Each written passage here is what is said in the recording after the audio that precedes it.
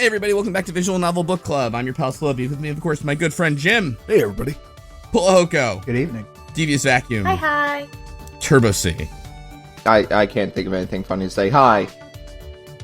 When did that ever stop you before? Oh! Well... We're off to a spicy start tonight, folks. I thought we were supposed to be getting along. I'm quitting the podcast! We took a 2-week break. No, my damn's dead. We don't care about that anymore. We took a 2-week break, and now we're back. We've read through Chapter 4 up to the trial. Who wants to take us away? I don't. I forgot what happened. The chapter starts with Rantaro. You want to tell us about Rantaro? Yes! I love that. This is a good opening, by the way. Mm-hmm. Rantaro is staring Staring at you, the player. Yeah, and if I remember, he was... Oh, yeah, so I got the quote here because it threw me off the first time, so I had to look back at the thing to kind of get it. And he says, it's confusing seeing ... yourself like this. So he's talking to Rantaro. Yes. Yeah. Do you have the full text? Because this was actually super interesting because he talks. Yeah, we don't get the whole thing. It's like we're watching a video and we only get little pieces of what he's saying. I have the highlights. I did all the parts right before the break. So he says something like this. So like he starts talking and he says, Monokuma probably already told you this, but just in case, and then it kicks out, so you don't hear what he says next. And then he gets into other stuff. He says, this killing game will continue until there are only 2 people left. Now the important part of that is that cuts out again, and then the next time it cuts out, it says, well, the truth is this isn't your first cut out, and then anyone who finds out who you are is going to come for you. So watch your back, trust no one, and never forget you wanted this killing game, so you have to win no matter what. Which is just loaded as hell. Yeah, was Rantaro the mastermind after all? Well, and it leads into a lot of like he knew about this going into this. Like he asked about what was it, the Ultimate Hunt beforehand, in the sort of what was it, before they got all their abilities and memories. He said, if there's a 16 of us, I think I know what this is, sort of thing. So I'm guessing this was a recorded video to himself that he saw before the game even started, and he knew a lot more and trusted no one. So let me tell you issue 1000 I have with Kaida's plan too. So let's say Rantaro is the mastermind, right? Or was. Why would killing the mastermind stop any of this? Like, Monokuma's an AI, We still right? don't know. Yep. Once this is all kicked off, like, for all we know, Kaida might have gotten it right. As right as you could. So... That's not even a problem with this game. That's thematically appropriate for all of Danganronpa. They're all like, oh, we'll get the mastermind, and then that ends it. Monokuma, like, assuming that the mastermind is one of the other students, you're pretty much watching them a majority of the time when Monokuma is also around. He functions on his own. Yep. That is the much bigger issue, yep. Yep, no, totally. I do wonder how Rantaro saying you wanted this killing game ties into the thing that Shuichi remembers himself saying, which was, I don't want to live, I want to die with everyone else. Like, what did they, like, in that sort of, like, did they all elect to be here in some way, actually? But also, how does that solve anything? What kind of purpose is, but we'll have a killing game. That'll solve things. Like, what? Like, is there an escape pod? It also speaks to the idea, since the idea that, like, we know, that there's, like, is this a simulation? Has this game been run multiple times with these same participants and their memories were wiped or something like that? Yeah, which definitely comes back in later. So, one idea that I sort of had based off of watching the Danganronpa 3 anime, which is, maybe Rantaro wanted this killing game to root out somebody that he knew, like, there was some sort of traitor or something like that among their group. It's weird. I thought you meant I thought you meant like, I'll find out who the mastermind of the killing game is by masterminding my own killing game first. Okay, you laugh. That's almost entirely the plot of Danganronpa 3 anime. Oh, I guess I don't need to see it then. It's so bad. Wait, so it's like a Russian nesting doll? Like there's just a killing game inside a killing game inside a killing game, and you're like, oh, I'm gonna get this guy now. Yeah, it's weird, and like there's only a few good parts of it that it tries Is to. there anyone here who's not starting their own killing game? What if everyone is, though? What if that's the twist?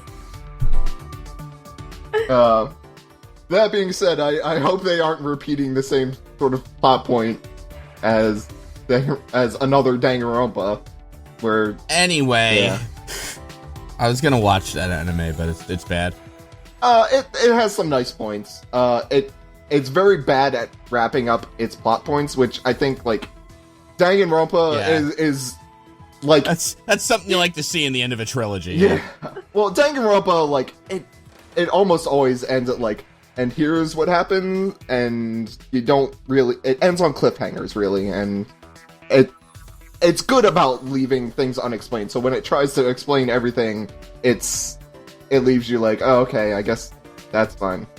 I guess I'm saying it's good to have the mystery. Got it. All right. Let's get going. We got a long chapter ahead of us here. No, I want to talk about this anime. Forget this game. This is my book club now. Welcome to Turbo C's podcast within a podcast about the Danganronpa anime. All right, Rantaro. All right, so Rantaro is totally pulling Total Recall here, so to speak. And why are we seeing this?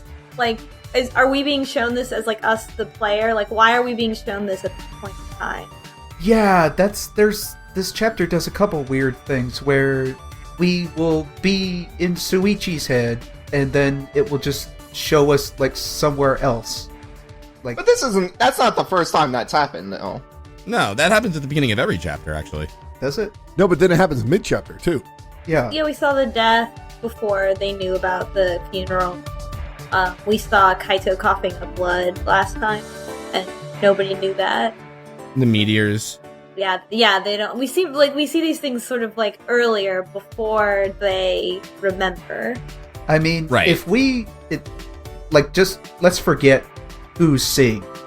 If it's shown in the game, it either is happening or did happen. So somebody watched that video. We don't know who. It could have been Rantaro, or it could have been somebody else. I mean, my guess is Rantaro watched it just based on the fact that it was addressed to him. Probably should have been looking out for that damn ball then, huh?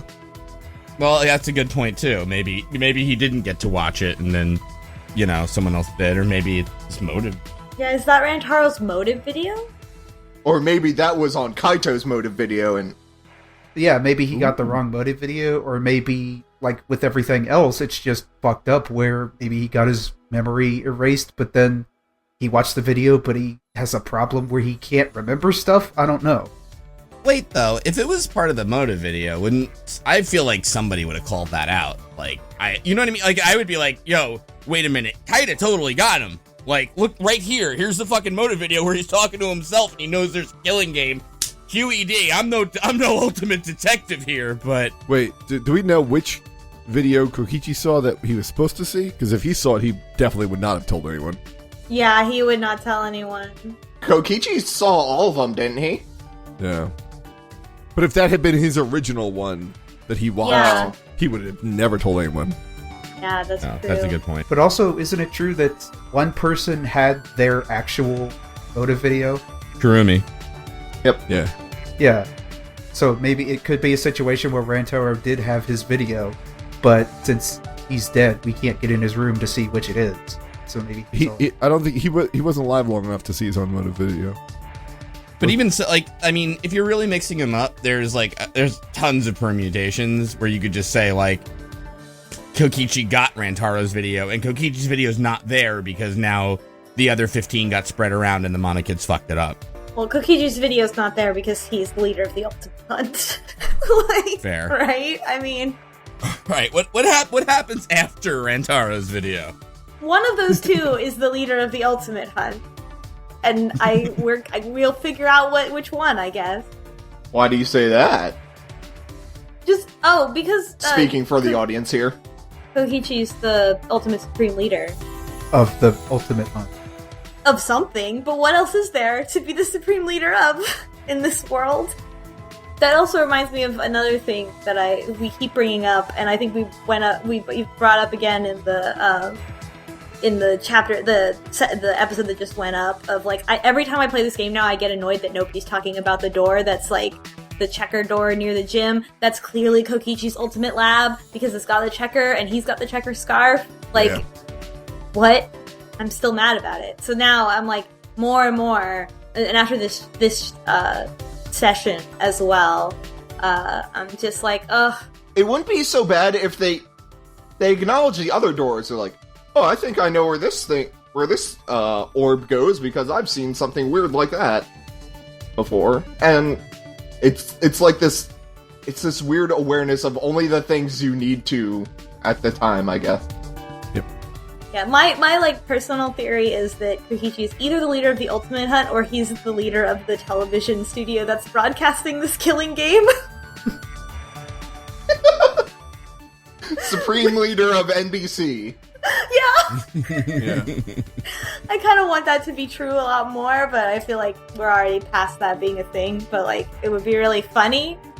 He's just red herring that won't do anything. But That's what I'm doing. I think he's a long con. I think he's faking everybody out the whole time. He's faking out Monokuma. He's doing the whole thing. I Yeah. think he's just going to end up being a good guy, and it's going to be like one of those things.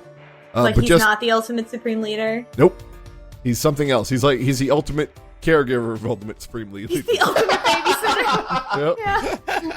Or it could be, maybe he's just not even an ultimate. Maybe he's just some nobody. Yeah, or he's just, I don't know, something else. He's the ultimate crocheter or something. I don't know what he is, but he's not that guy. And I did check. Rantaro was killed long before the motive videos came out. Yeah, no, he definitely does. it's just like if they prepared them beforehand, maybe Rantaro's motive video hypothetically would have been that. My point is, like, we don't have an answer for like 12 of those videos, I don't think, right? I think we only know like 3 of them. So that moment kind of passed. Right. I mean, technically, you could there's 15 people to give it, 14 people to give it to, right? So for all you know, someone could have gotten Kaida's video, and Rantaro, that's the guy we're talking about. How badly did the Bears fuck up is really the question. That's just where I'm getting at. Yes, that's the title. There's infinite possibility for them to fuck up infinitely badly. Speaking of, do they screw up at all this chapter? I can't remember. There's only 2 of them left now, right? So, like, And it's so weird, this chapter. Oh my god, it's super incestuous and I hate it. It's so much. But let's start with breakfast, where they go to eat breakfast the day after the trial. And Himiko has decided to change her personality. She's decided to live her life with positivity in memorial of Tenko and Angie. She's trying. She's trying to show emotions. I thought this was like the signal that she's going to die now. Yeah. Yeah, anybody that gets any redemption has to die. there's your character growth. Bye-bye. Yeah, I'm glad that she did it, though. Well, like, that's what we had for Tenko. Tenko was like, I respect you as a person. Now I'm gonna die now. And it does seem like they're trying to develop Himiko more in this chapter than they have before. Because she's actually they make some efforts. She participates more. Yeah. There's also more graffiti on that stone. It doesn't just say horsey anymore. It has another Pokemon, a much cooler one. Yeah, it has Gyarados on it. Yeah, it's rad. It's cool as fuck. And then, Monotaro, is losing his memory, for real. Also. Yeah. Which is weird, because in the trial, it just seemed like he was ignoring Monodam, to bully him. But it seems no, he actually, doesn't remember things. It's like he's losing his memory for some reason. So Monotaro is malfunctioning. Has that always been his thing? Or are they just really playing it up this chapter, or is this completely new? All of the bears have been forgetful for a bit, but he's like playing an Alzheimer character poorly. I'll be honest with you. I anti-care about the fucking Mono Kid's backstory. Yep. It's like, say your funny little things, and if there's an opportunity to learn about the Mono Cubs, I will turn it down. Yes. Well, isn't that like the opposite of where you started with this, where I was pissed with the Mono Cubs, but you were like, oh, give them a chance, they're funny. No. I think they're funny. I'm okay with them. I still like the Jibokuma remark. I liked a couple things that they say here and there. I think they are more miss than hit. I'm just saying, I don't care when one of them dies. Yes. It's not like I watch the execution. It's not like I'm in the trial like, oh God, Monophagy, you have to make it. Like, fuck them. You know, make your stupid Yeah, I little think jokes and help Monotaro out already did Monokuma. that, so. There you Oh go. my God, Oh, this there's chapter. that. I didn't even remember that Monotaro was the other one left. I was like, wait, is it Monosuke or? Right. The red one and the pink one. I would have actually preferred like one of the like instead of like I don't know the mind miner minigame, the minigames. One other minigame at the end of the chapter is you killing off one of them instead. You want to just get into the Mono Cubs thing because we've hinted at it a couple of times and it's kind of ancillary. Yeah, throughout this chapter, there's like a narrative that Monotaro and Monophony like fall in love and then they fuck and then they are like married and then the relationship is abusive and then they get divorced. Yeah, so like it when I was playing this, I thought it was like intentionally trying to be a bad soap opera. That's how I read it, at least. Because like it's every twist, And like Himiko mentions that, yeah. Oh yeah, she does. Which is like, I think the way they're going for, like, that does kind of seem like what they're going for is a bad soap opera with like abusive behavior. Yeah, if Monodam was still alive, they'd be like, and Monodam secretly the evil twin brother. He'd wear a mustache. And like then he comes back to Monophony and he's like, I'm sorry that I screwed up. Will you please take me back? And she's like, yeah, okay, I will. And we love each other again. And he's literally broken. Like she has to sew him back together. It's like, what so much. What? Like it's so much. And like who cares? Don't they even show like a little the end at the end of that? Like it's a soap opera? Yeah. And it's super weird because it's like they're siblings and also like are having pacifiers in their mouth. Like I get like this is all a joke, but it feels incestuous. And why? Just why? I know, it was like, man, you guys didn't get enough of that in the trial, huh? Alright, here we go. I mean, who's looking at that like, oh, that's so funny. That's a knee slapper. God, it's so stupid, and I don't care. I don't care about these stupid bears.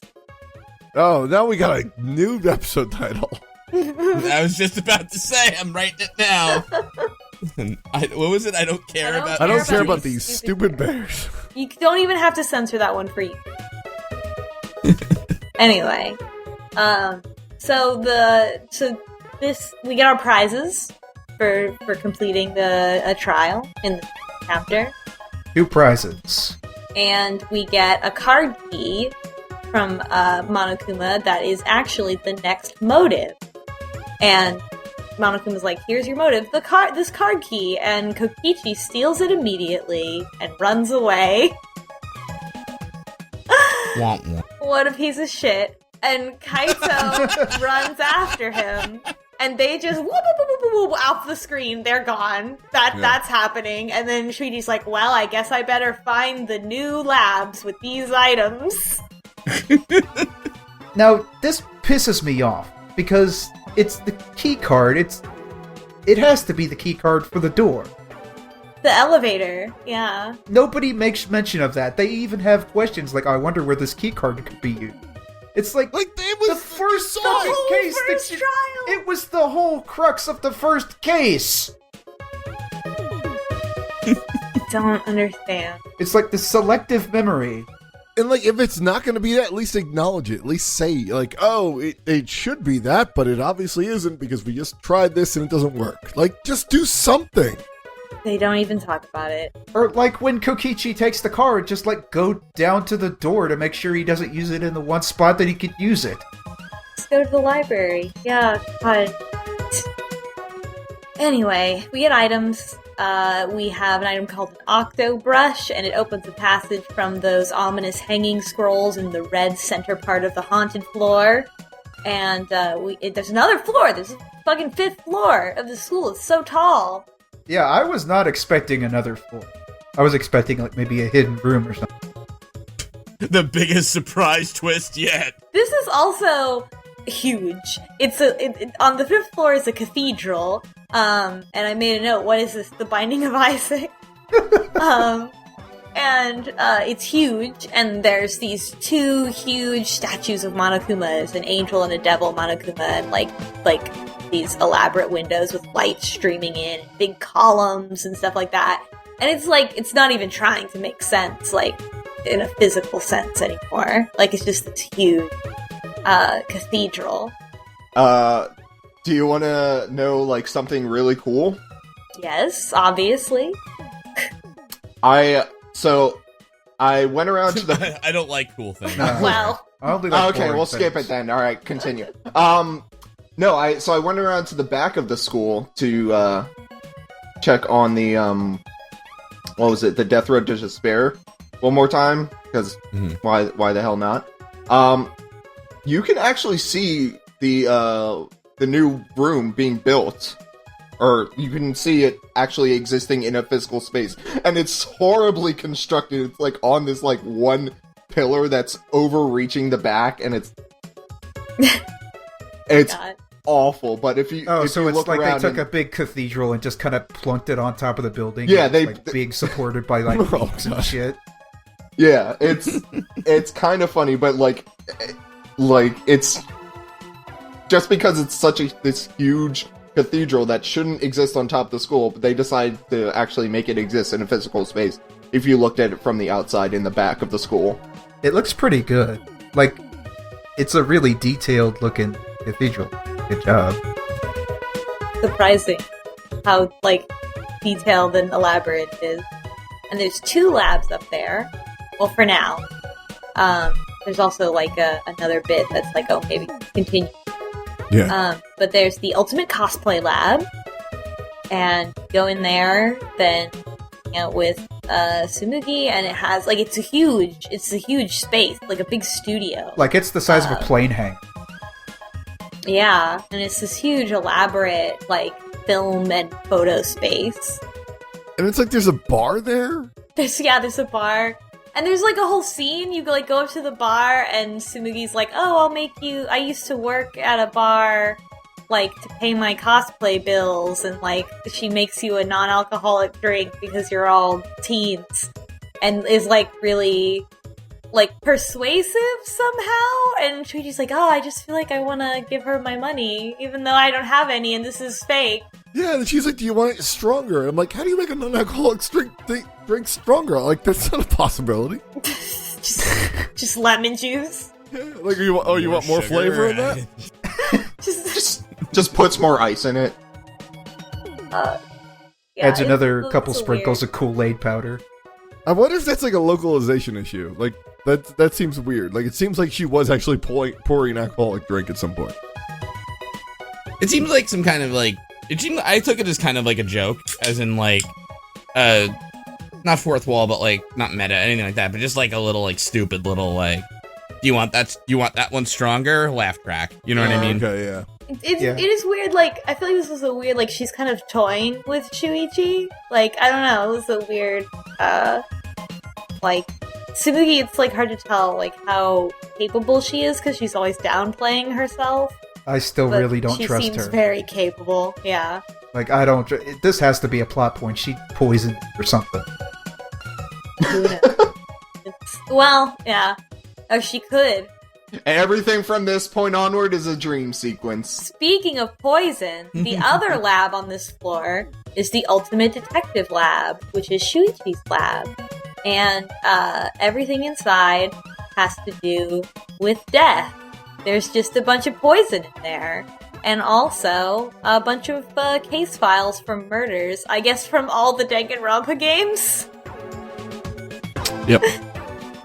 Yeah, they make a note that some of the murders he recognizes as murders that actually happened. I don't know if it was like he remembers from before he was in school. But then as the books go on, it's like, you know, the earlier books had pictures and were detailed, and then the later ones were like drawings. So maybe it's like at that point they're like manual. Right. Yeah, the older ones are just illustrations. Goes way back in time. I don't know. Basically, the gist is if somebody wants to get rid of a murder, or if somebody wants to do a murder and get away with it, you could look in those books and figure it out. They're picture book mysteries. So Shuichi and Maki go in there, and Shuichi's kind of distraught. He's like, everything in here just has to do with death, and Maki's like, well, yeah. You're a detective. Oh wow, how awful. Your entire room has to deal with death and killing. Don't know what that feels like. How awful it must be for you, says Maki. And the funny thing is, like, she's like, I think he at one point is like, oh, you know, because I only come at the end when I have to solve the murder. It's like, dude, you're a detective. Like, you can't detect like, this isn't, you know? You can't. You're not psychic. You can't do thought crimes.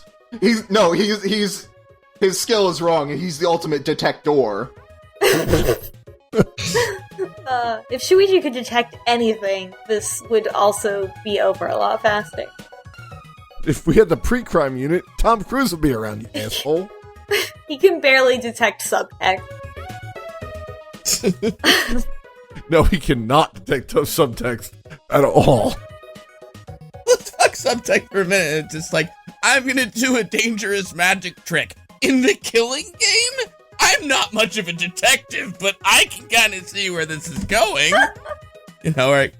Oh man, someone said, let's do a seance. Shuichi, why don't you put the cage over Tenko? Like, wait a fucking minute. Hold on. Like, oh, and then we'll eventually come to the worst of all, which is at the end of this chapter. Like, Jesus, come on. yeah. So, we keep going around. There's when you go outside, there's a place next to Mew's lab, the ultimate robot lab, descends from space and combines with Mew's lab. This was a super unnecessary, like, cinematic sequence, but I loved it. Yeah, it was such a long sequence.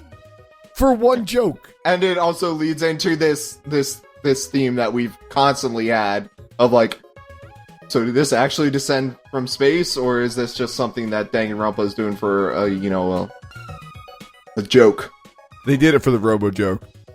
Why'd you have to insert it into my whatever? That just didn't work, but okay. Yeah. Miu and Kibo fucked. We get it. Yeah. Can Ultimate Labs fuck? Apparently they can. They are. We saw the insertion point. Yeah. Do Ultimate Labs have dicks? Wait, is that an acronym? And Kibo doesn't like his lab. Kibo doesn't like his dick. He wants a normal Japanese house. He wants to be a normal boy. Yeah, he does not like his lab. He doesn't like the technical stuff. We also spend all of 5 seconds in Kibo's lab. Like, there's no, like, he's like, I don't like this. I want a normal house. And then that's it. There's nothing in there to search for in it either. You don't get to look at anything. It's just nothing. Just like Kibo. No bullying. That was called sarcasm. I know robots don't understand it. I still don't really like Kibo's character. He still seems to exist purely to be the receiver of bullying, and it's, again, kind of old. It was old at the first time he said robophobia. I can think of damn it. I was gonna say, I can think of a word to describe what you're talking about, I think. Right. Well, anyway, that joke's blown. Thanks for nothing. So I keep thinking that, like, okay, Kibo's gonna die, this chapter, and I say that pretty much almost every episode, because I'm still like, is he actually just a robot? Is that just the thing? And I guess I just have to accept it now, because there's so many plot points that just point to him being a robot, but Why is there just a robot? The most interesting thing that Kiba could do is die. Oops. Yeah. What? Damn. Cold. I mean, I was just making a little funny joke, but then you had to say that. So Kibo's ultimate lab. Kaito finds the flashback light. He finds it off camera. He's just like, hey, I have it. Come hang out and let's peep it. And so we go do that after we're done looking at everything, I guess. And nope. The next thing I wrote in my notes is nobody can fucking find Kokichi. Is he dead? He's not, though. Then the next point, I guess they all meet up and they're like, "Where's Kokichi?" And again, just like we said, I wrote in my notes in all caps, "Isn't the card key for the elevator? Don't we know about a card key reader already?" Still nobody brings that up. Where could he be? Could he be in the one place where he... So wherever Kokichi is, we can't find him. Yeah, remember when we put dust on that reader? Right? Remember when that was like the whole fucking thing? We heard about it 10 billion times because we went through a trial? Do the flashback lights, like, take a memory out when it puts one back in? Oh no. I don't remember how to spell school anymore. Oh no. I can't name 10 of the Digimon anymore. Oh no. That's the worst. Don't worry, we're about to go to the digital world. So Yes. Yes. So they look at the flashback light and they remember the meteorites, which we saw at the beginning of the previous chapter. And people just can't stop talking about those meteorites. It was all they talked about those days. Hell, it was all they printed on their flyer. And I guess there were people on the street corners saying that everyone deserved to die. And there was some group that they don't really remember what that group was called that was like, nah, everyone deserves this, actually. Gotta hear both sides. And then they came up with the best project ever to save mankind and the best name for a project to save mankind. The Gopher Project. Oh, What? yeah. Wait, what? Mm-hmm. Like, where did this come? Like, who thought this was a good idea? Was the Gopher Project like, hey, we'll drill into the ground and then we'll pop our heads out to see if things are still okay? Remember how gophers are really good at something? I don't know. Whatever. Let's name our thing that. Surviving meteorites? Yeah. Yeah. It's like in Caddyshack. That's where they made up the name. You know, if I kill all the gophers, they're gonna make me stop sending the meteorites down. But they don't spell it gopher, they spell it like Gofer, where it's like, hey, I need you to go to the store and pick up something that's gonna make the meteors go away. Yeah, it's golfer without the L. We're gonna send you up into space to stop the meteorites. Don't worry. You're totally not going on a crash course to stop the meteorites. Maybe we did get launched into space, because they say it failed. Maybe this is just another rendition of Apollo 13. Yeah, there you go. An anime retelling. Maybe the villain all along was Kaito for not getting the Ultimates into space. Oh no. Oh my no. god. You know what? Maybe the villain was the friends we made along the way. But literally now. That's like, I need like fan art of specifically Kokichi with the subtitle, maybe the real villain was the friends we made along the way. That is a better episode title, by the way. Yeah. Maybe. Yay, I got one this season. So everybody is frustrated after they remember this that they can't find a way out. And they're just like, what are we supposed to do? How are we supposed to help? How are we supposed to make ourselves useful? All that kind of stuff. And then we have a free time hang out. And then we have nighttime. And on our way out to training, Gonta is there, and if you talk to him, he says that he has made an important decision. He's going to tell us all tomorrow. Then it's training time. And, this particular training time, Kaito is, of course we know that Kaito is still sick. And he's like, I have to go to the bathroom. And while he's gone, Maki asks Shuichi if he liked Kaede. and then won't answer why she asked that question. But like, she's also like, do you think it's possible to like someone like that quickly? Which I don't know if that means I like you or I like Kaito. But I don't think I should like someone that fast, which is probably more likely. I think it's Kaito. Yeah, also, totally. I'm an assassin. How do you humans do love? Yeah, I feel like that was really the reason why she asked it like that, because she is so emotionally stunted that she like doesn't even know how to process it.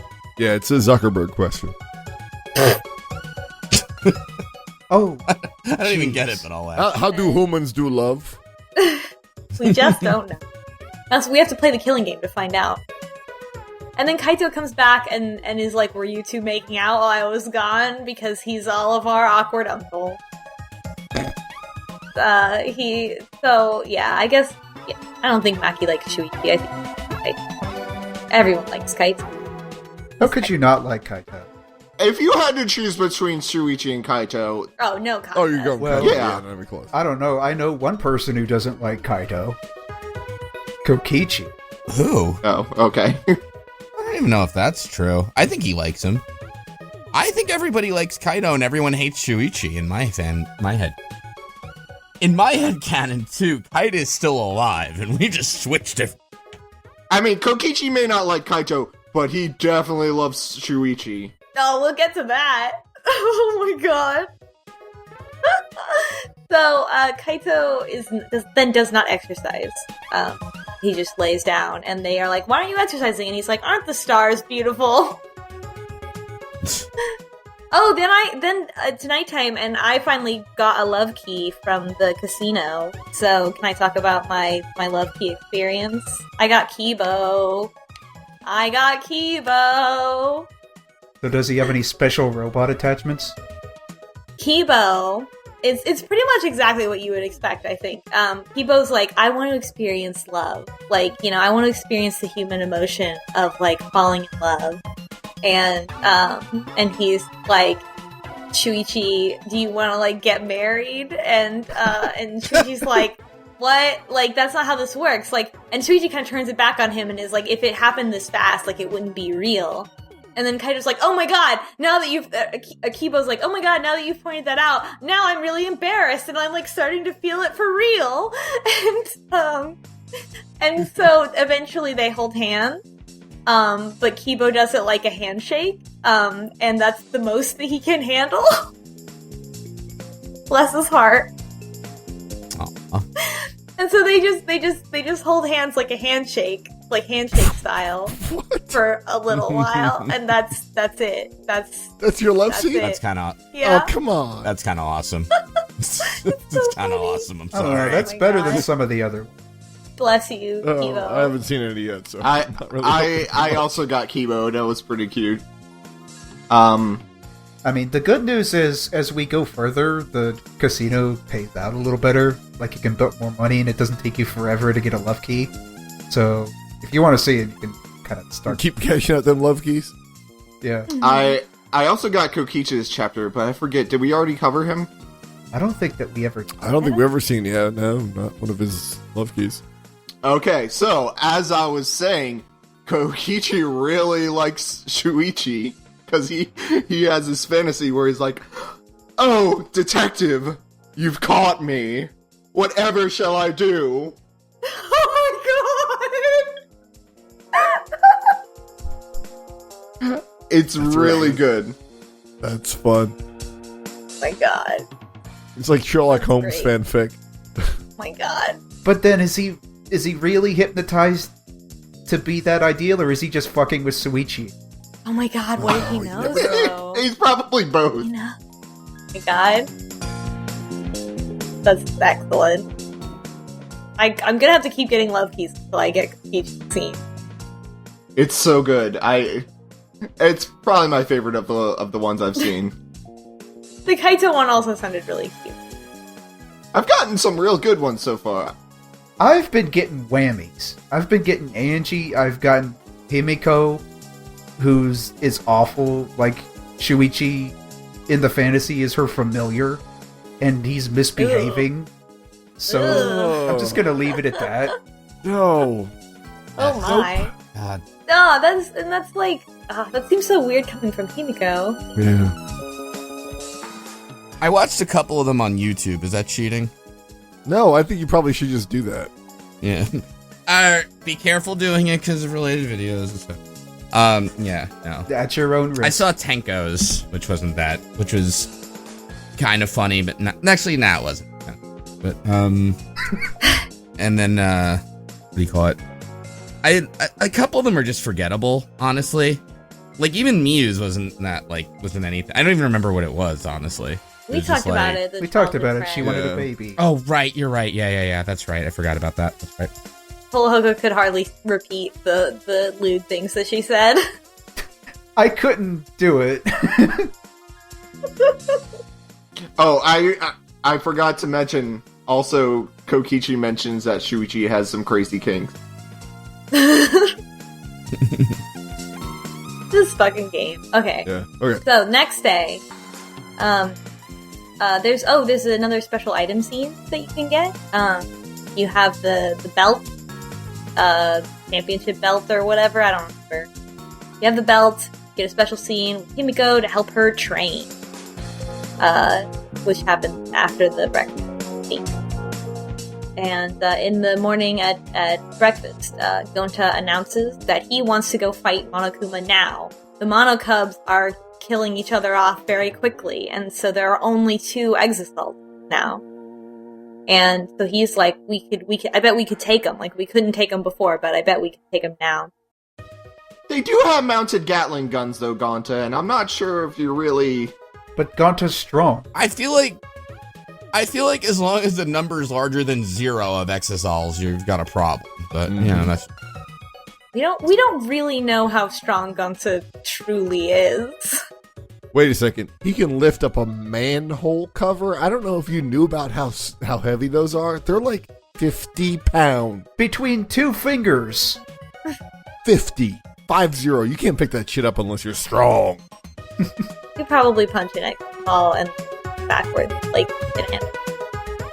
Probably break his hand, though. Well, who knows? They don't fight him. Yeah, everyone's telling him, like, you can't do that. If you fight them, you're just gonna die. And then Kokichi starts popping off. Yeah, this is what I was talking about. Yeah, taking the killing game seriously, and that we have to play the game, and all this stuff. And Kokichi was really losing it this chapter. He stole the card key. He's mad about people not taking the killing game seriously enough. He's just like kind of has a switch. He's like, this is really boring, and if you guys don't start taking the game seriously, maybe I'll just kill somebody. In fact, I will kill somebody if this game doesn't go forward. And then Kaido, I love him, just is like, fuck you, and just decks him. Yeah, Right in the finally. mouth. Pulp. Yeah. Kaido punches him in the face. And like we talked about previously, everybody freaks out because they're worried about any amount of like physical violence escalating to murder. So that's why they're all so terrified. Like why they didn't physically restrain Andy or anything like that. Because they're all just terrified that any small thing will just escalate to murder. I really like this scene though, because this comes off to me like Koichi's like that kid where it's like he's always just popping his mouth off and he's never had anybody push back against him or just freaking deck him like he deserves. Yeah, he's a bully. And sure. he just has he's like, what the hell just happened? Like he's speechless. Then Mew cuts everybody off and is like, well, don't worry, I've been working on the computer upstairs and created a world where the killing game doesn't exist. So she's like, everybody come look at the Xbox later. And everyone's like, okay, we will. But then there's next is free time, but if you get the special scene, then you go to, we go with Himiko to Tenko's lab, and Himiko's there and Gonta is there to help Himiko train. And they train by doing magic show poses, and they like smile and pose, and they do that like 100 times, and Himiko is like leading everyone, and she's like 1, 2, 3 and pose. Shuichi, you're not smiling enough, and like all this stuff. And Gonta, takes it, Gonta's very sincere, and he's like, yes, I'm gonna do my best. And, Shuichi's really embarrassed. Then we have free time. 2 free time. And, then it's night time, and time for training again. For tonight's training, Kaito just wants to talk. Ultimate therapy start! Yep, and, it seems like they're all having fun, and they talk about blood types. And, like, what blood type do you like, I think, or something like that. Which is, of course, like, you know, everybody knows about that. Yeah. Kaito and Maki like each other, probably. Totally. Pretty sure. Oh. But the good thing is, like, Maki is, like, becoming a way more developed character than I think we ever thought would happen. Or, like, at least we'd been in, like, any, like, impression of. Right? She tells us her life story. Yeah. They show her in the orphanage with the other kids and growing up. We get some nice art of her as an assassin, and then she's telling the story, killing people and stuff like that. Yeah, and her whole through story has, like, a real, like, motivation thing. Like, she was brought up in an orphanage. Like, these guys came down and saw she had a talent and tried to get her out, and they're like, well, donate money to all these people that you live with and care for. And then so she did it, and it sucked, but they were still like, well, if you don't keep doing this, we will stop donating to your orphanage. Yep. It was really sad. Yeah. Like, they go into detail about how traumatic it was, like how she would always be crying or vomiting because it was so stressful. Yeah, it was really horrifying, actually. And, like, she says it so casually, and, like, it goes through it kind of quickly, and, like, but I mean, she's an assassin, so yeah, it was horrifying. But then they had, like, the kicker at the end where, like, they as she got numbed to this, still she always wondered what would it be like if I'd stayed in the orphanage and not helped everyone, but was myself. And, like, that is a emotional moment story, which, like, we're not getting a lot, but that's a good one. It's just, it comes off as so genuine. Meanwhile, while they're talking, we get an aside. Now I know what you're talking about, because I had forgotten about this. This is a little weird we get mid-chapter. Yeah, because this is not a Shuichi thing. Shuichi's present. Yeah. And so we're in the arcade, and Kokichi is talking to Monokuma. And, I think you should use the motive in this way, or something like that. They kind of come in at the tail end of a conversation where it's like, so what do you think? That would be fun, right? And Monokuma's just like, wow, you are a little shit, aren't you? Yeah, it's like, Kokichi admits right off the bat that he hasn't used a motive yet. He's waiting for a more dramatic moment. And then he says something like, a certain someone is planning something interesting, so if we use the motive there, it'll really spice up the game. That's when Monokuma's like, oh, you're an evil bastard, you son. Like, I'm a killing robot, but okay. And Kokichi has a new sprite. He has a new sprite. He has his horrifying sprite. Yeah. Oh yeah, that's right. He gets all Tim Burton. Mm-hmm. Yeah. Scary face. Like his face just turns completely black, and like his hand too. Like I'm wondering if that's supposed to be like he looks like the Black in comic. And his smile is just huge. Oh, like that gremlin kind of. Yeah, don't feed him after midnight. Mm-hmm. And I wonder, like, is it... Because they just had the flashback light.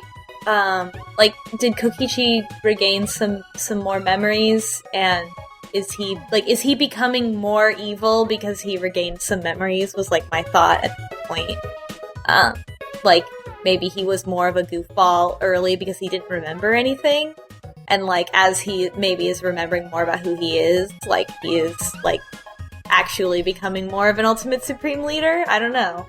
I'm kind of hoping that he remembered something that he could use to play Monokuma for a sap.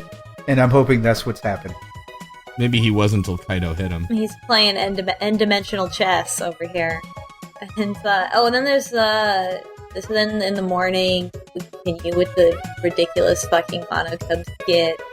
And, there's another special scene. It's the part where Monotaro comes back from Albany and apologizes. And we get a special scene. If you have the practice sword, this is a great scene. One with Kaito, and the But first, the breakfast. Kokichi and Mew are absent from breakfast. Everyone is still talking about like how to be useful, how to do things useful. And then there's a special scene. Who wants to talk about the special scene? So if you already have the practice sword, you'll run into Kaido outside, and he says, "Do you want to do some new training?" I don't, he implies that there's something that isn't like a normal. They're gonna try something new, and you go there, and after you meet up in the dining hall, and there's all three of you, and Maki says, "I don't want to train with a sword because I fucked up that one time." And it turns out that this one time that Maki was going to assassinate someone with a sword using a katana.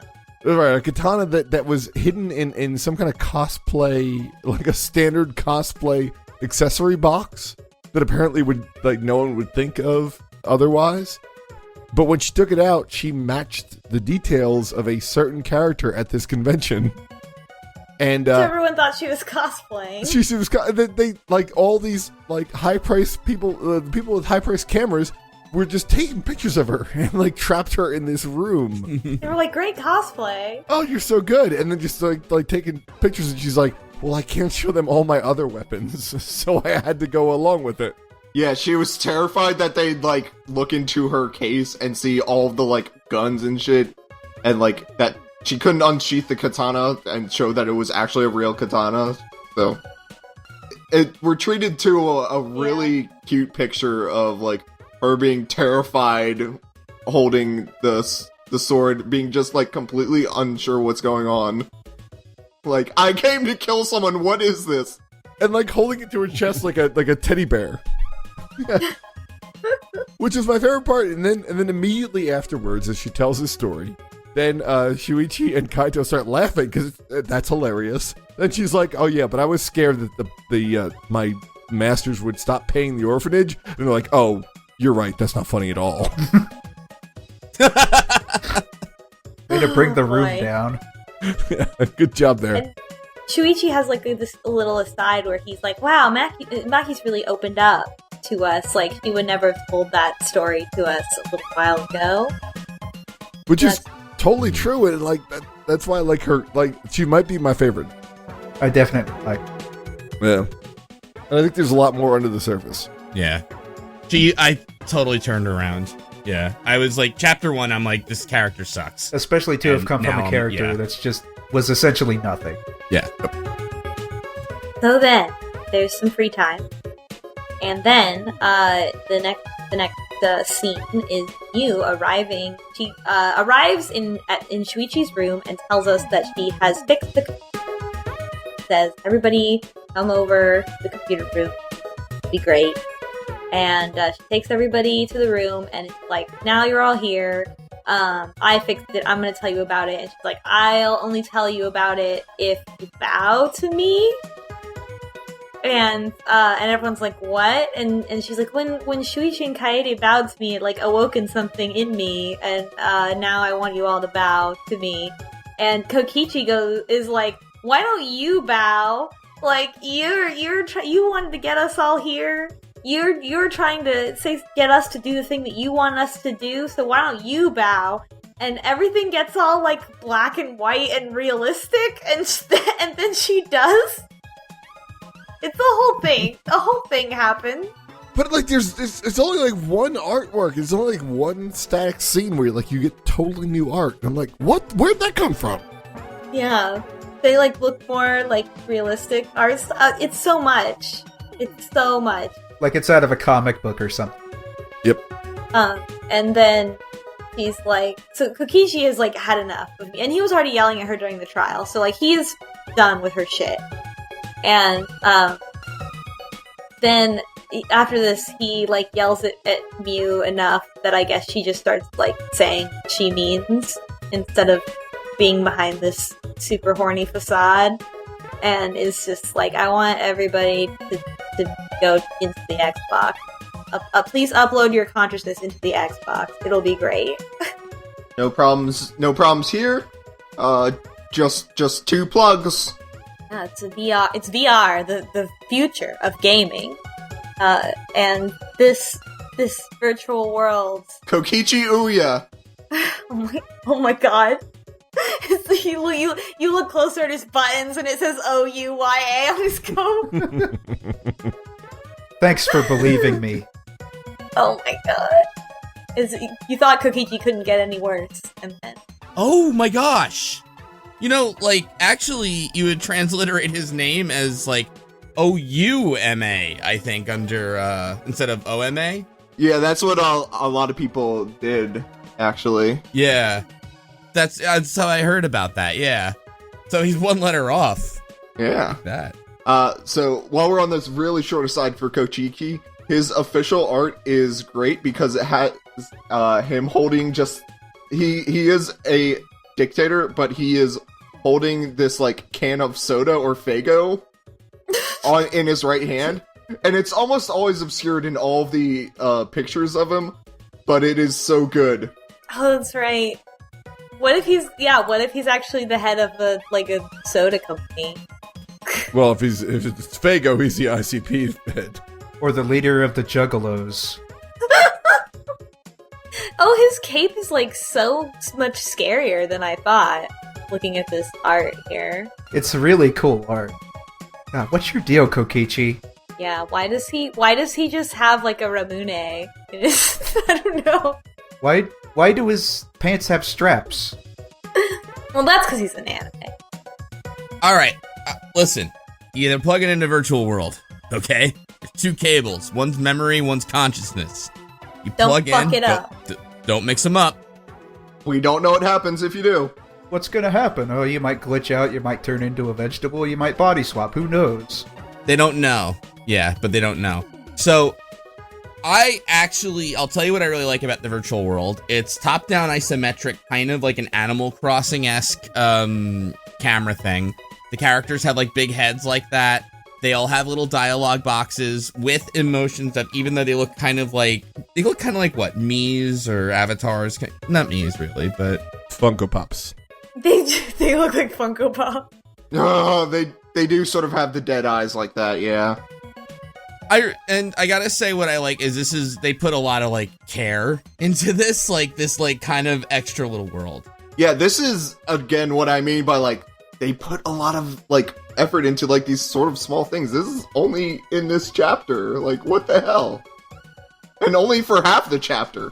What I really like is they lead up to this moment where it's like Miu trying to talk up how great the virtual world is, where she's like, well, I've been pulling all-nighters up here just making this world. I've taken all the dangerous stuff out, and I've updated, like, when you go in, you'll have an avatar, and I made you look better than you do in this world. And I don't know what I was expecting.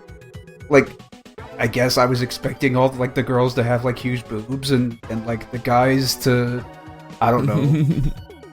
But then you get in there, it's like little Maple Story characters. It's like, okay, that's great.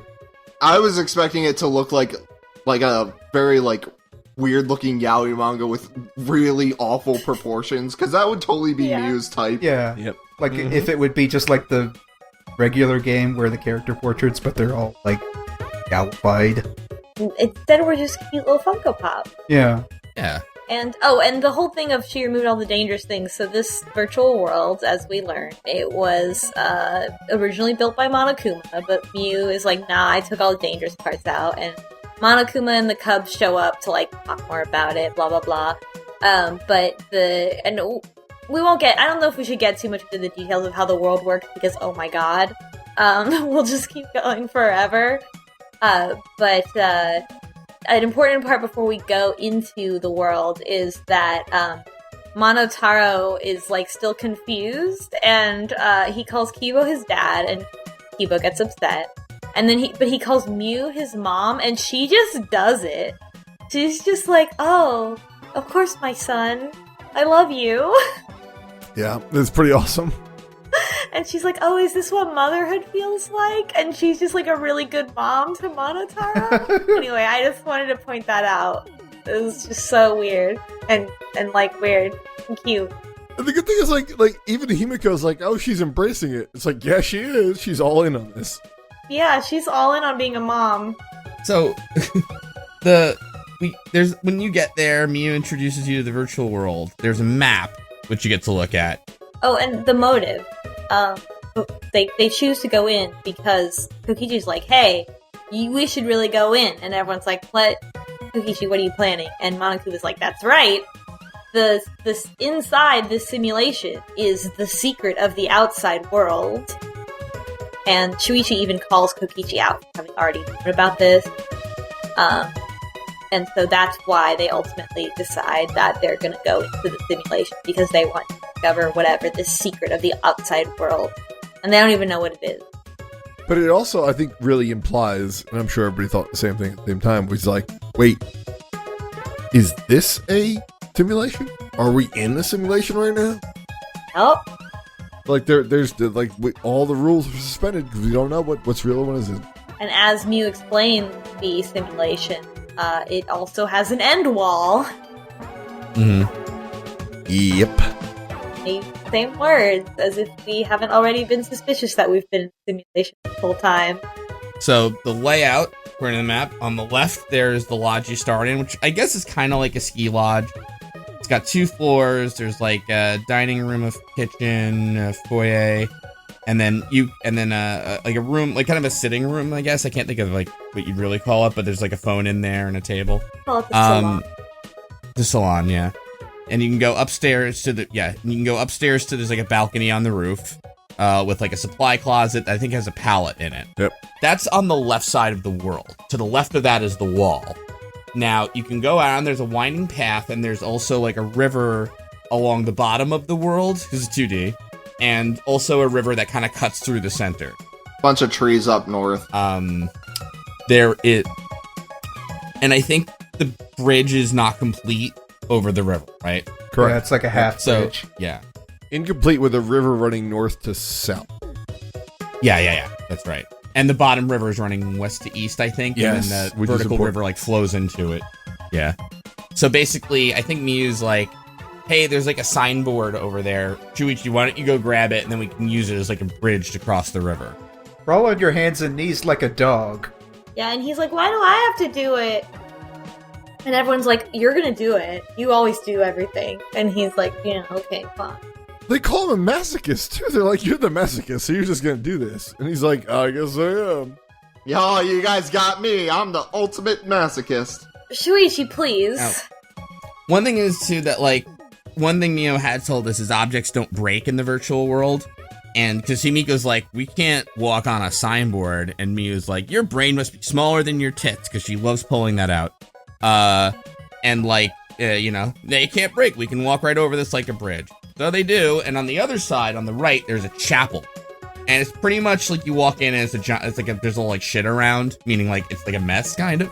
It's full of like Christmas decorations. Yeah, but like full, like I think you can't really sit in the pews or anything like that. That's on the right side, and to the right of that chapel is the right side wall, and that's more or less the 2D world. And there's a loading right after the bridge. Oh, right, and thank you. That's right. It's loading point. Yeah. When you walk through, it kind of blacks out and then fades back in. And apparently, like, they say something like sound doesn't pass through it. You can't see through the loading zone, and you can't hear anything on the other side of it, which I was immediately like, this is going to be awesome in a way, because this is kind of, we're going to have a murder here somehow. And these weird video gamey factors are going to work in it, and it'll be a mystery murder like we've never seen, that kind of. My point is being there's a lot to play around with here, so I was kind of happy.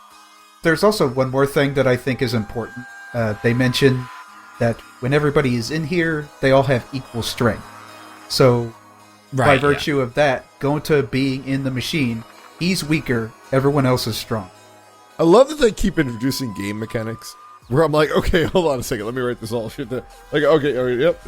So 2, 3, 4, 5. Okay, which one of these are going to be important? I really hope it's all of them. Honestly, this was awesome, but like adding all this, but it was a bit too much for me, and like adding in a virtual reality that has its own like set of physics and rules and works with it. It made it like really impossible to like understand what the mystery could be, because there's just too many factors of what could happen. Yeah, it's like writing a mystery novel where like everything is a red herring or like nothing is. Like there's like your reader can't pick up any of the clue. You're like, I don't know. I guess you can tell me whatever's going to be the reality after we're done, because I have no idea. Yeah, it's and like comparing it to like Angie's locked room mystery. You walk in and like, okay, one door can lock if you have the key and only lock from the inside. The other has a switch lock, and they're like, okay, I can see how this works. It's very discreet and concrete of how this room would factor into a murder mystery, whereas now you have an entire world, even if it's 2 map screens, that is wild. Yeah. All right. I'm gonna pause this thread just for a minute, because we did miss one thing that happens too, which is in the group, Kokichi decides to go off looking for the secret of the outside world by himself, and they're like, no, you're not going by yourself. And then Gonta offers, or he says like, all right, well, Gonta can watch me. Come on, Gonta, let's go. And the two of them walk off. So they're not like, so the rest of the group then is like Shuichi, Maki, Himiko, Kibo, Miu, Kaito, and Tsumugi. Yeah. Tsumugi, right. That was good. So then, yeah. So anyway, so they're not with anybody. So, okay. Oh yeah, and then there's also binoculars on top of the left building, and you can't see them because of the loading point. Yeah, you can't see past the loading point. Right. So, at one point then, I forget why Shuichi wanders back over to the other side. Like, the group splits on both sides of the river. It's when Miyu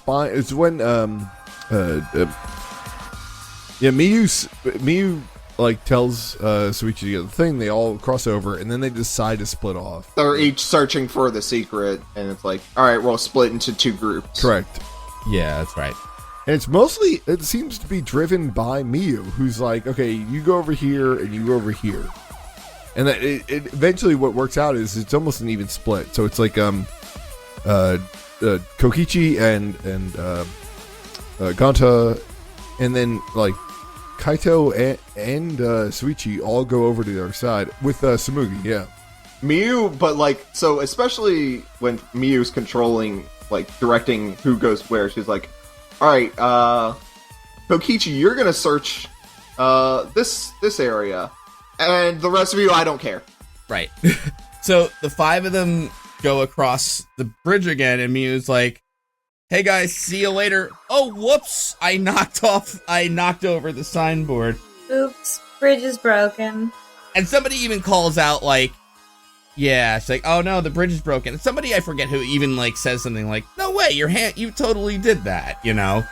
So Miyu's planning something, and it's really obvious. I mean, I want to say that Miyu is the entire reason that this part of the chapter works. Like, just imagine all those like virtual rules and stuff that we just went through.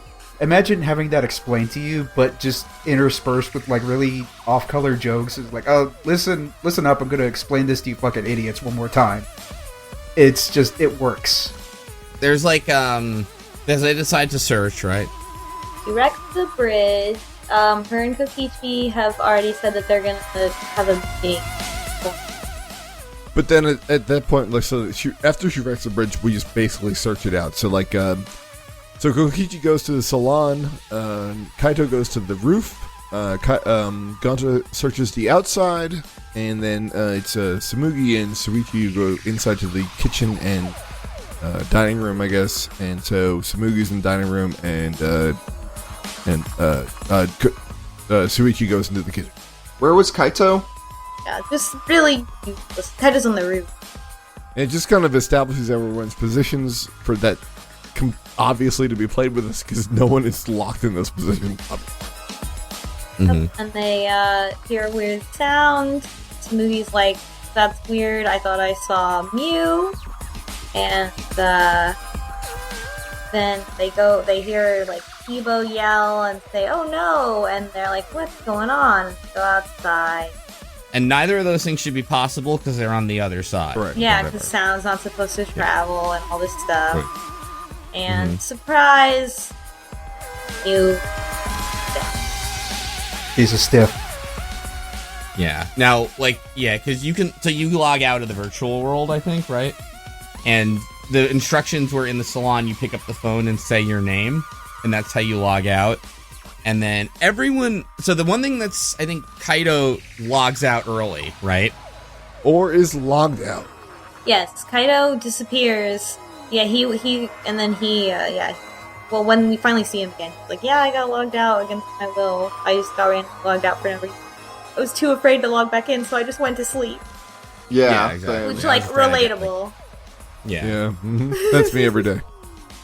But you can already see he's being set up as the patsy here, right? So yeah, Mew is gone. Long live Mew. So they find Mew in real life, and the others saw her avatar, and then the way that they get back across is that the signboard is washed up onto the shore, which doesn't make sense. Because it's the wrong way. Yep. It would have had to flow against the river. So there's something going on in this virtual world. Yeah, there's a rock in the river, and it's stuck on it. They all log out and find Mew dead IRL. She looks like she was choked, and the others, that her avatar stopped responding to the game. Yep. And then so the investigation starts. And right off the bat is a really... Kokichi! Yeah, Kokichi's fucking with everything right off the bat. But, right off the bat, you find a bottle of poison near the seat where Kokichi was. And here's the problem with it. There's an indicator if someone has used this poison. That's the fact that their eyes get bloodshot if someone has administered the poison to the person who died. And that's not how Mew died. It is not! It wasn't poison. Nope. What the fuck? Why are we throwing this in right away? That's what? That part's a little bit of a problem. I mean, I'm guessing it's just Kokichi fucking with Shuichi just put red herrings here and there. I feel like Kokichi would put it in... Well, no, he'd probably put it in his own chair. Yeah, he would. But it makes things way more difficult, yeah. No. But that's not... She wasn't killed by poison. So, whatever that... Maybe someone's trying to set him up. But he's not, somehow? Although all of this seems like it is extremely his plan. Yeah. So, yeah, and obviously Mew was trying to pull some shit also. So, it's all very unclear, and we start investigation, and they find that they look at the computer. Mew was killed 30 minutes before everyone moved out. Well, except for Kaito. Yeah, except for Kaito, who got logged out early against his will. And, actually, the way that they look at the computer is the Monokubs appear and give them the Monokuma file like usual, but then Monotaro forgets that he's not supposed to participate in the killing game and wants to avenge his mother. Yeah, well, he's like, Mommy, I can't believe you died, yeah. And then he's able to look at the computer and see what you did because he forgot that he's bad with computers. It's a lot. Yeah, he helps them, and he's probably not supposed to act as much as he does. And even Monophony's like, you're not supposed to help him that much. And he's like, I don't know what you're talking about. I'm gonna avenge my mother. And Monophony even says, no, there's someone important that they need to protect, and doesn't say who it is. But then I don't know if that's just a bit or if it's a serious thing. We don't know. So Monotaro finds the logout records. No one secretly logged out while they were inside the game. Mew went outside the chapel alone, and then they all heard a loud slam. So she was slammed against the wall or against something like that. Which we talked about this before. I immediately thought, was Mew actually trying to kill someone, and then she fucked up and no-clipped through something and got infinite acceleration and died? Yeah, I fully wanted her her body to Bethesda Ragdoll in every direction and fly off into the sunset. Yeah. Like, come on. And like we even learned later that Mew modified the program to modify something about her, and I'm like, come on, she's gotta have no clip, she's gotta have absurd physics, she's gotta have unlimited backwards acceleration. Yeah. She just goes into shock because half her face disappears and it's just her teeth and eyes. I mean, but also, if she had died through her own fuck up, then they probably would not have been like, oh, who's the murderer? Because it would have been her own fault. Oh well.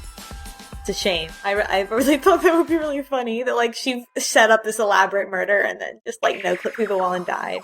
Or like, oh, we should probably investigate the body in the real world. Too bad she phased through the floor and she's just infinitely accelerating down the Z-axis.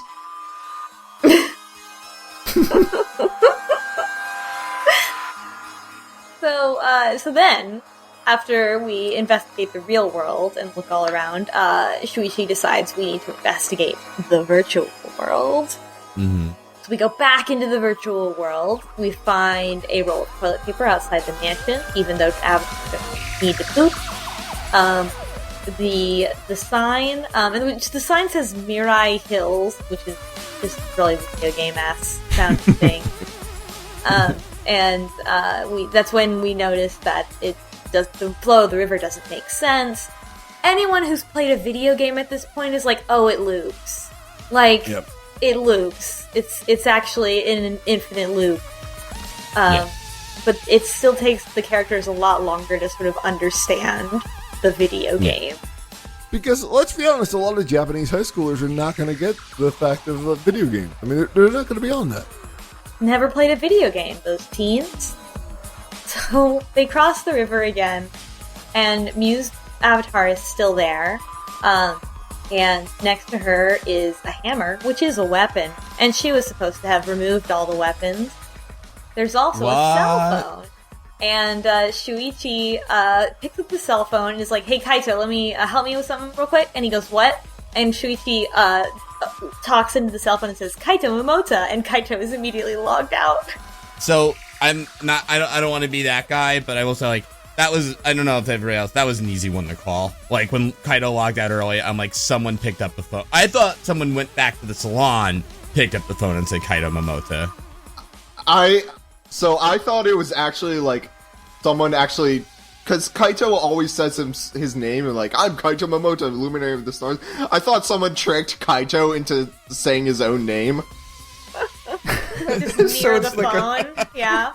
So who was the Luminary of the Stars again? I forgot.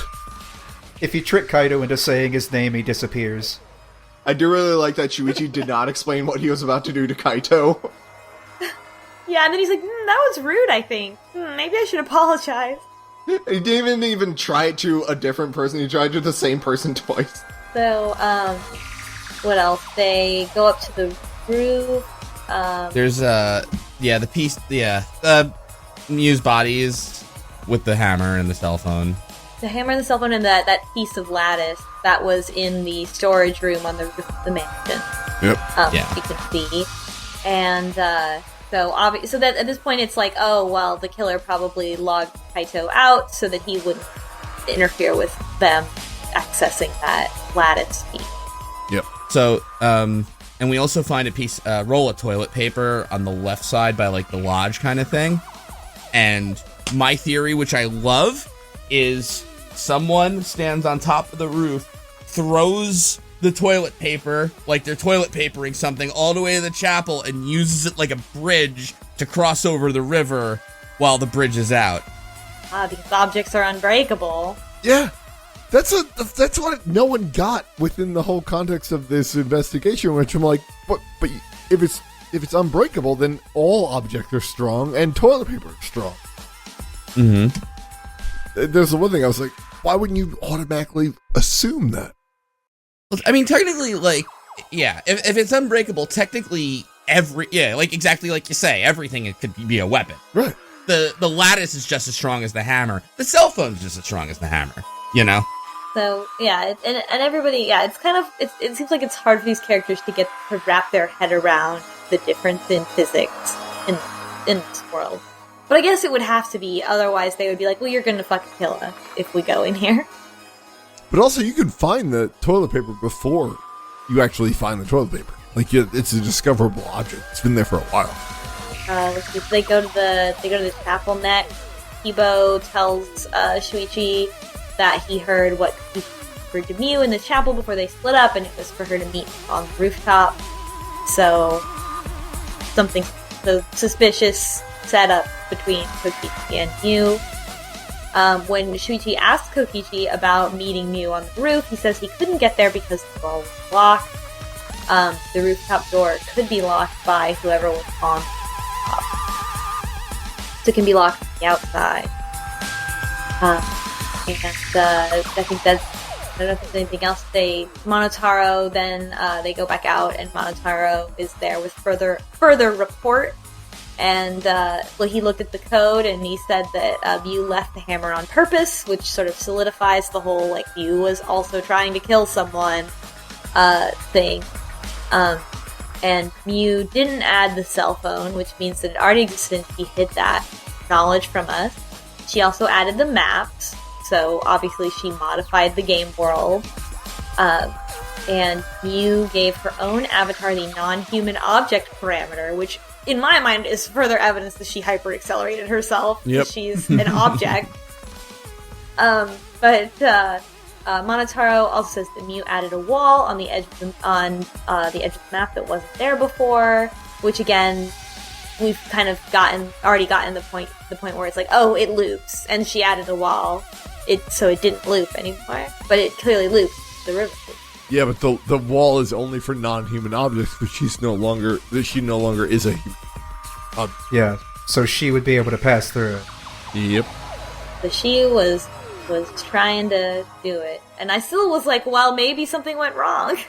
The big thing is she added a special property to herself where if she touched Kokichi, he would be unable to move. Yeah. Well, so she was gonna kill him. What the this introduces so many new variables into the investigation. The last thing is that there was an avatar error. Yeah, and this just throws a wrench into the whole thing because there's no information given. They don't know who it was. They don't know what the glitch does. It's just one avatar character is glitched in a way that we don't know. And, I'm one ahead. I personally thought, like, that clue sucks because it's like, I still, like, even knowing what that is, I don't know how you would have connected that. You know what I mean? The first thing that I would think of, I mean, obviously we have the two wires, and, like, it would be weird if they spent so much time talking about it and nobody's wires were crossed, but also Kibo's not human. So, what if that was the avatar error? That's, yeah, like, and I don't want to say what I was thinking but, like, that's another thing, too, but they're totally unclear also about what happens if your wires are switched. It's like, just don't do it. Yep. And it's just like, I feel like there's not enough information to say anything. Because, I mean, like, what Miyu says, like, oh, hey, you could blow up, or you could just, like, replace someone's body. Like, there's no definitive statement on that, which means everything's in play. I tried, like, reasoning this out, because one wire is consciousness and one wire is memories, so what if your memories go into your consciousness? And you really can't, like, reason that out. Like, nope. It makes no sense. And, like, I think it's also fairly so Mew's plan is obvious in this, right? Like, I think everybody's worked that out, where it's like, I'm going to tell everybody you can't die in the virtual world. I'll kill Kokichi in the virtual world. When we wake up, there's going to be a bottle of poison next to him, and Kaido was logged out early, so Mew's plan is to frame Kaido for Kokichi's death. The only thing is she kind of sucked at this, so, Something went wrong. And I have a big problem with this. And I don't know if this is just speaking to her character or how she would go about doing things, if she would just screw things up. But if I'm a killer and I can get everybody into this virtual world, I can trap people within it. I've got a cell phone. I can just trap everybody on the right side of the world where they can't get out, pick up my cell phone, say, see you later, and unplug myself, and everybody in the school is now a vegetable. I win by default. So yeah, that's the tricky thing. And we sort of talked about this a couple episodes where I think the first Danganronpa game introduces a rule you're not allowed to kill more than like 3 people, I think, or something like that. I forget. But like, and they don't really mention it here, so I don't know if that would work or not. I mean, it would work, right? I mean, she certainly wouldn't know. But they don't mention it, so it should work. Or it should be a motive, at least. Because if she's going to go through this one killing, she's planning on killing everybody anyway, because they're going to die if they don't find her. So, like, just unplug yourself and then just go around and unplug everybody and they're dead. But the only thing is that Miyu's not good at this. Yeah, that's what I'm saying. I'm willing to forgive it just because she's the kind of character that was... Like, the only thing, like, I was thinking is, like, if you could rewrite the fucking world, like, you can do a lot here to, like, kill Kokichi and not even have to, like, do it yourself or all this stuff.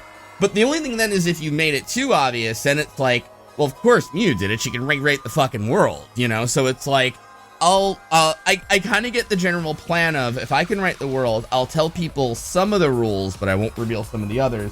So they can't follow the logic along because only I know what happened. But then... Oh, or maybe... I think I might have found a way out of this. If there was one avatar that was glitched, that could be the result of somebody's wires being switched. You know, it could be a minor side effect, that's all that happens. It could be that she did that to Kokichi, hoping that when everybody comes out and is like, why is Kokichi dead? She could just shrug and be like, oh, he crossed his wires and I told him not to. So, too bad. Mm-hmm. And then Monokuma would be like, oh yeah, that is too bad. I guess this is a freebie. And then me would be like, wait, what the fuck are you talking about? No, I murdered him. Like, and, you know, I got away with it. Yeah, she would absolutely do that. Yeah. That's like, yeah. So Miyu was trying to kill Kokichi, but failed because she died instead. What happened? Who killed her? I don't know. I feel like I was at this point like really hung up on the non-human objects being able to pass through the wall. Like it made me think that like Kibo could have passed through the wall as well. Like she didn't calculate that being a problem. That does seem like something Mia wouldn't really think of. And he could have, but yeah, she knows him so well. To give him a camera function. Yeah, and like, why would he kill her? But I have no idea. Why would he kill her? Because she's been forcing him to take pictures of her shit every day.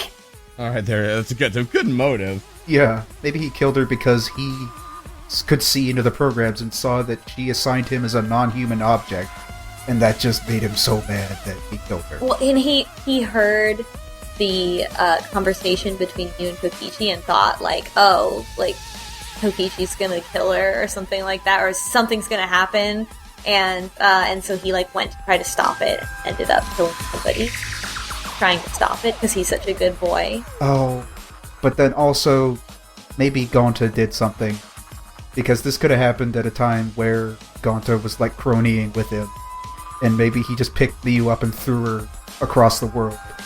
But he's not super strong. But he's equalized. Well, everybody's equalized, so everybody's kind of strong. So this is something I was sort of thinking of was before this chapter was like, we haven't had something tragic in a while, and I was wondering if like maybe Gonta would like, because he clearly didn't understand like what this virtual world. He even calls it a computer. He's dumb. Yeah, he thinks he needs to break the computer and go in to go to the virtual. I thought, like, maybe he was, like, being super dumb and, like, accidentally killed someone. It doesn't really fit in with all the, like, poison and everything else that's happening, but... And Gonta does have at least a good enough moral compass to be, like, if Kyokichi told him to kill someone, he wouldn't. Because he wants to be a gentleman or some fucking other thing. But I think he would kill somebody if he saw that the other person was crying. Like in self-defense. Yeah. Yeah, he might defend someone. I think that's the thing with Kibo. Like, both of them would maybe defend someone. He's just so upset there are no bugs in this world. I'd say there's lots of bugs. Oh my god. Ba-da-ba-ba-da-ba. Oh. So, I will say this is the first chapter where I actually had zero theories after, the... There's too many factors going on for me, and I don't see any reasonable suspects. Obviously, what Miyu was doing was sketchy, but all that really does is say that literally anyone could be a suspect. When your murder victim is a suspect, it just means everybody is possible. I want to say one thing is, I think I kind of thought maybe Miyu would be the one this chapter, to die. The reason being, when I was putting together episode 1 of the podcast, I had all the pictures of the ultimates. I didn't have one for Miyu. So I was like, oh, let me just Google image search it real quick. I'll be very careful. I'll put it in private browser and I'll make sure I only see the first image, and I typed in Miyu Iroha and fucking Google autocomplete typed death afterwards. Oh. Google autocomplete ruined your best girl. I mentioned it earlier too, and I mentioned this happening more vaguely, maybe off recording, that I had seen a character and the word death came up and it was her. And then when I go to get the image, there's some fucking asshole drew art of her and then the culprit. Oh no. But at this point I'm like, but it's art. So I don't really know what this is, I have had times where I Google image search, or I Google search for someone's name and, it auto-completes to say execution. Yeah, that's tricky though too, because, I know in Danganronpa 1 at least, they wrote executions for all the characters. Wrote them. They didn't, animate them and everything, but, there's technically, you know what I mean? Even people who don't get executed and stuff, so, they're that's why I was just kind of thinking oh, maybe he doesn't really die. It's just something like that, so, or just some fan, they make up something. Yeah. So I don't know why, but I was still rooting for her to make it, but for some reason in chapter 4 I'm like, she's gonna go. I know this is the, so. But yeah. If you want, I did all of Miyu's free times, if you'd like to hear about. Ah, yes, time for the memorial. Okay, let me pull up my notes. I also did all of them too. And so did Pula. Oh, you did too? Okay. I did all of them too. Best girl. Alright. Best girl. Alright, who wants to do it? It's No, I want you to do it. Who has the best memories of me? I think it should be Slowbeef. Yep. She was always your girl, Slowbeef. Let's see. I'm just trying to find all. I named all my fucking notes stupidly. All your fucking notes mostly be on Miyu. All of his notes are just Miuruma is my favorite. I love her. The cutest way she says fuck. So first time. We spend some time. So I spent time with her as Kaede too. Nothing seems to work between them. Basically, Kaede is we sat on the. She's like, "What, you want to hang out?" I guess. And they're like, we sat on the end of her bed in silence for an hour. Give something to Miyu, And then Miyu's like, "Your tits are really small," and you can be like, "Well, you're an idiot," or "No, my boobs are big." I forget, but either way, Miyu doesn't like you. It's not really. Okay, so there's something you need to know before that, or after that, is when you hang up with Miyu, she says she is not an ultimate. There was an accident, and she was in a coma, and she is an augmented human. What? Didn't she tell Shuichi that later? Yeah? Wait, doesn't she tell Shuichi that later, or is that with Kaede? Oh, no, okay, I guess, and after that, yeah, okay, that's who she tells. But that is the big thing that happens afterward. Like, you're not... Yeah, exactly. Yeah, that's the big turning point with Miyu. Yep. Yeah, she used to be normal, ended up in a coma, woke up. He woke up like this. And then, and to prove that she's augmented, she goes to hit herself with a wrench, but Shuichi stops her. Yes. Yeah. So, as, like, we're going on these free times, she seems more worried about something, you know? And, and basically, at one point, she's like, she feels like she's falling for Shuichi, and, she thinks maybe Shuichi's in love with her too, and runs off. He kind of denies it, and then, yeah. Well, so then, no, before she says that, she's like, "Oh, just go ahead, and I'll take my clothes off, and you can JO to my perfect proportion board, and then jerk it to my perfect proportion." There you go. Which is like, yeah, I'll say it. Which just is also the episode title. Totally a Miyu line. That's what we all expected from her. And then I think I have the screenshot. Yeah, Go ahead, of course. And then like, soon she's like, no. she's like, but I love you. And then he's like, okay. And then they just kind of move on. Yeah. And then, what do you call it? Oh, and then, if the you next go time back we make to her, she's like, here's my apple pie. She makes him a pie with her hair in it. Well, it's a hair pie. Yeah. Yep. And then she's, and like, I get the joke, but then she's like, I also made you chocolates with my blood in it. And cookies with like, my fingernails. Yeah. That's a thing that happened. And she's like, why don't you gonna eat my pie? And Shuichi's like, I'm concerned about hygiene. And she agrees with them. She's like, oh yeah, I can see that. Yeah, so she loves God. him. She basically, she likes him now, and she doesn't know how to express it. She's like, when we get out of here, we're gonna go on a date. But one of the things in her previous free time she invented is the commando gun, which is a gun that you shoot it at someone and and you get their underwear. And she shoots it at herself. Yeah, she shoots it at herself, and you get Miyu's underwear.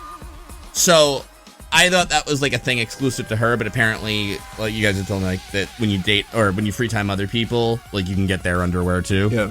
Yeah, for friendship level 5. Yeah, and like, yeah, they are different underwear. It's not like one style underwear. It's like they're all different. Yeah, underwear. you get their underwear, plus you get a prize that you can use during the trial. Yes.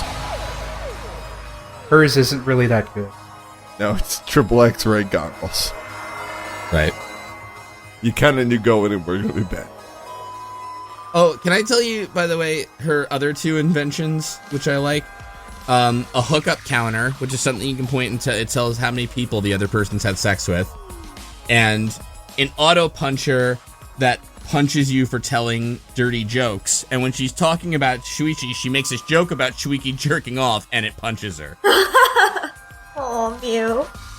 Oh yeah, and then also she has an invention for him the second time, which is sunglasses so that you can watch porno without people knowing that you're watching porno. And there's Oh, yes, a a bonus. Google Glass. Yeah, and as a bonus, there's a video of her in it. Yep. Oh my god. So that's Miyu. Did she make Ebo film that? I don't know, but all I gotta say is, she was written to be the least popular character in the series, and that didn't work at all. Thanks to She's won all of our hearts. thanks to a guy in a mask who wanted to bang his own ghost sister. So. Aw, rest in peace, Mew. Best girl. As much as I claim to like her too, I keep calling her Miu Aroha, which I think is a character from Samurai Showdown, but whatever.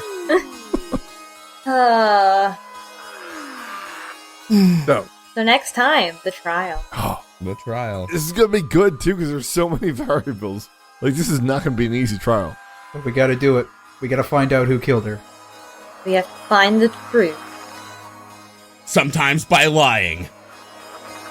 Danganronpa V3. Why don't you jerk it to my perfect proportions? What All the right. hell? Anyway. No one's ever jerked it to your perfect proportions. Now you all have that. So now you all have a recording of Slowbeef saying that. I'm just hello everyone at home. If you need a new text notification noise. That was really good. That was good too. It was gonna be like really low, like oh, you jerk to my perfect proportion. Like it'll be right at that perfect level.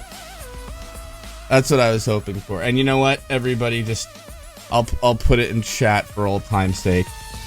Right there, and I'll put it in the podcast. But there is your picture of Shuichi and Mew, very happy with the word consent. You love the consent. I love that consent, man. It's just so... You do. It's just, I like it. It's good. Yeah. They're so sweet. Yeah. They are. We're the real. All right. We're the. I mean, as opposed to like Matt Lauer.